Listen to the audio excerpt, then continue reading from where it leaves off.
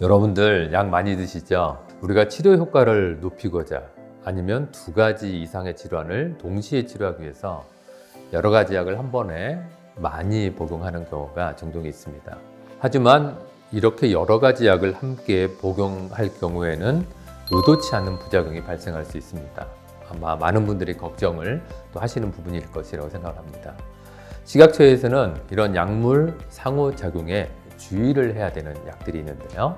이렇게 부작용이 생기거나 약물 작용이 변할 수 있는 경우에 병용금기, 말이 좀 어려운데 병용금기 의약품으로 관리를 하고 있습니다.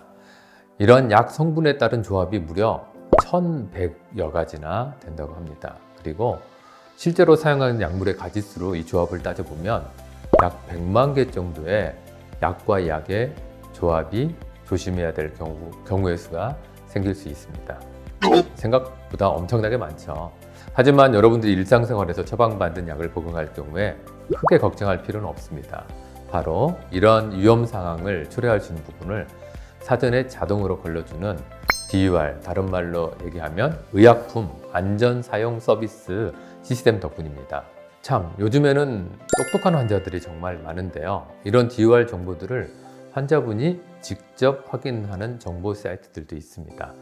약학정보원이나 킴스 온라인, 또 드럭인포의 이런 데이터베이스를 통해서 환자분들이 직접 검색으로 확인할 수도 있으니까 참고하시면 좋겠습니다. 약물을 복용할 때에는 충분한 치료 효과를 보면서 원치 않는 부작용은 나타나지 않도록 우리가 일정 적정 약 용량을 맞춰서 사용하는 것이 중요합니다. 하지만 우리가 똑같은 약을 복용한다 하더라도 같이 복용하는 다른 약물, 같이 복용하는 음식, 그리고 심지어는 이 환자의 건강 상태나 어떤 유전적인 상태에 따라서 이 약의 효과가 뚝 떨어져서 충분한 효과를 보지 못하기도 하고, 오히려 혈중 농도나 약물 작용이 크게 증가해서 환자분들이 원치 않는 이 부작용이 나타날 수도 있습니다. 이를 약물 상호작용, 또 약물 음식물 상호작용, 약물과 환자의 상호작용, 이렇게 상호작용을 부르게 됩니다. 자꾸 상호작용 하니까 제 이름이 떠올라서 제가 이상합니다. 그래서 좀 어색한데요. 자, 이런 약물과 약물 사이에 상호작용이 나타난 이유를 조금 더 제가 풀어서 설명드리겠습니다. 첫 번째, 우리가 복용하면 약이 흡수되고 또 대사되고 몸 바깥으로 빠져나가는 배설작용들이 필요한데요. 이런 작용에 같이 들어간 다른 약이 서로 영향을 미칠 수 있기 때문입니다. 의학에서는 이를 약동학이라고 좀 어려운 단어로 설명을 합니다. 제가 다른 약의 흡수를 방해하는 약물 조합을 예로 하나 들겠습니다. 대표적인 것이 위궤양 치료제와 다른 약을 같이 복용하는 경우입니다. 예를 들어서 케토코나졸과 같은 곰팡이 감염병 치료제는 위산이 산성이 충분할 때 흡수가 잘 됩니다. 하지만 위산도를 높이는 위궤양 치료 약물을 복용한 환자에서는 당연히 이런 케토코나졸 같은 약제는 흡수가 떨어지고 이로 인해서 치료 효과가 낮아질 수 있기 때문에 위궤양 치료제와 케토코나졸은 같이 병용을 피하는 것이 좋습니다. 또 다른 이유 설명드리겠습니다. 우리가 복용한 약은 간에서 약물 대사 효소에 의해서 대사가 되거나 신장에서 배설이 되어야 합니다. 근데 간에서 어떤 약물을 대사시키는 효소가 같이 복용한 다른 약물에 의해서 억제되거나 거꾸로 활성화된다면 우리가 치료 목적으로 투여한 약물의 효과가 크게 달라질 수 있습니다. 예를 들어 항응고제인 와파린을 사용하는 환자에서 와파린은 간 효소에 의해서 대사돼서 우리 몸에서 이제 없어지게 됩니다. 근데 이 환자가 요로 감염이 있어서 시프로플록사신과 같은 항생제를 같이 사용하게 되면 이 와파린을 대사시키는 간 효소가 이 시프로플록사신에서 억제가 되는 거예요.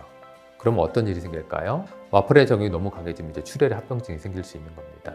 그래서 이런 환자들에 있어서는 항생제를 시프로플록사신 대신 간 효소, 간 대사에 영향이 없는 다른 항생제를 사용하도록 저희가 추천을 하고 있습니다. 두 번째인데요. 2가지 약물이 작용하는 부위에서 서로 경쟁을 하거나 아니면 유사한 작용을 하는 약을 같이 드셔서 효과가 없어지거나 아니면 또 너무 효과가 세서 부작용이 나타나는 경우도 심심치 않게 발생할 수 있습니다.